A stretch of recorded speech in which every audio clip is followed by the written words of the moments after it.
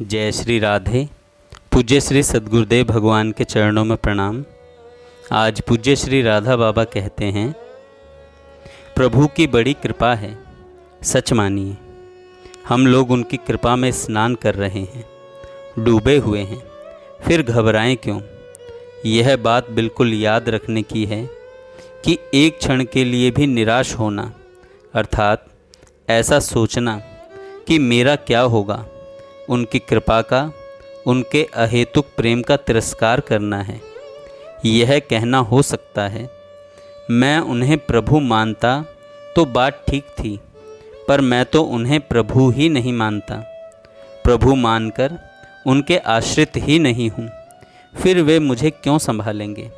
बहुत ठीक, पर उन्होंने स्वयं गीता जी में कहा है, सुहृदम सर्वभूतानाम, मैं सब भूतों का सुहृद हूँ। क्या हम भूतों की श्रेणी में नहीं हैं? यदि वे भजताम सुहृदम, भजन करने वाले के सुहृद होते तो हमारे लिए अवश्य ही निराशा की बात थी, पर वे तो स्पष्ट कहते हैं कि मैं सब प्राणियों का सुहृद हूँ, केवल भजन करने वालों का ही नहीं। फिर उन परम सुहृद को, जो सर्वलोक महेश्वर भी हैं, हमारी सुधि नहीं होगी? अवश्य होगी। ऐसा दृढ़ विश्वास करके यह विश्वास दृढ़ हुआ कि सब साधन अपने आप अनुकूल हो जाएंगे। बिना किसी परिश्रम के उनका संयोग पाकर हम कृतार्थ हो जाएंगे।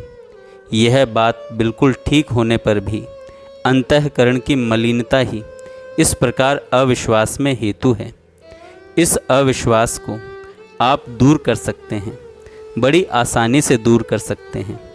भगवान नाम का आश्रय ले लीजिए, दृढ़ संकल्प करके, उन्हीं की कृपा का आश्रय करके जीभ निरंतर नाम ले, इसकी पूरी चेष्टा कीजिए। जब तक ऐसा समझ में नहीं आता है कि निरंतर नाम स्मरण ही होता रहे, तब तक के लिए नियम कर लीजिए कि काम भर बोलूँगा, कम से कम बोलकर काम चलाने की चेष्टा करूँगा, बाकी कुल समय भगवान के नाम में बीतेगा। बस इतना ही मेरे हृदय के प्रेम से लपेटी हुई प्रार्थना है। जिस दिन नाम जप निरंतर होने लग जाएगा, फिर कोई कर्तव्य नहीं रहेगा। जिस प्रेम से हम लोगों ने अपने जीवन के इतने दिन बिताए हैं, उस प्रेम का पर्यवसान श्री भगवान में होना चाहिए। तभी वास्तविक रूप में हम लोगों के प्रेम की सार्थकता है। जगत में किसी के प्रति भी यदि हमारा प्रेम है किंतु बीच में भगवान नहीं है, तो वस्तुतः वह प्रेम दुखांत ही होता है।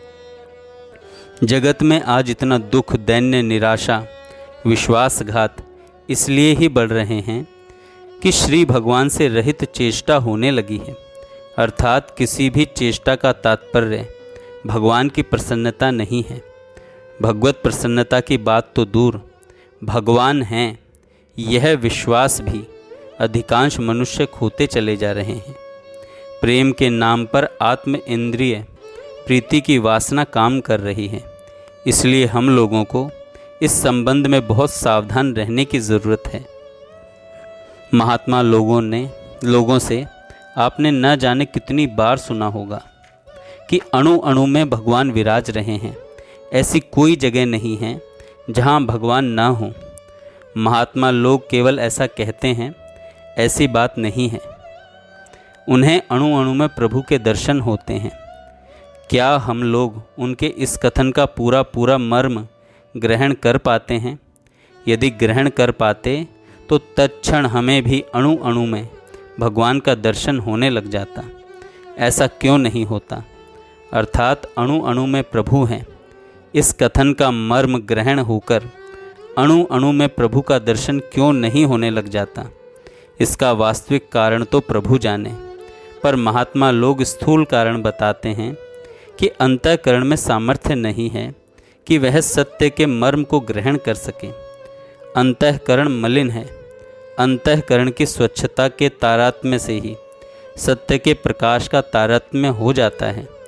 सत्य वस्तु एक होते हुए भी ग्रहण शक्ति के तारतम्य से अनुभव का भी तारतम्य हो जाता है। अधिक से अधिक भगवान पर निर्भर होने की चेष्टा कीजिए।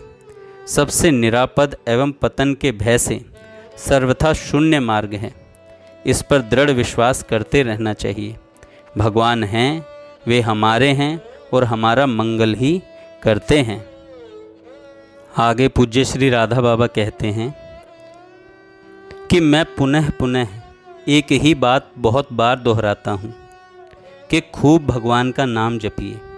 भगवान के नामाश्रयी साधक को भगवान का नाम गुरु बनकर ऐसे अनेकों परम चिन्मय अनुभव कराता है जो अभी हमारी कल्पना में भी नहीं है।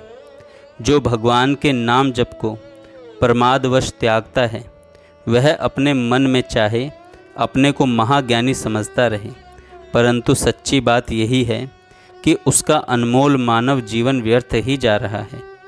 वह बहुत ही अनमोल दामी वस्तु से वंचित हो जाता है। जय श्री राधे। जय श्री राधे। पूज्य श्री सद्गुरुदेव भगवान के चरणों में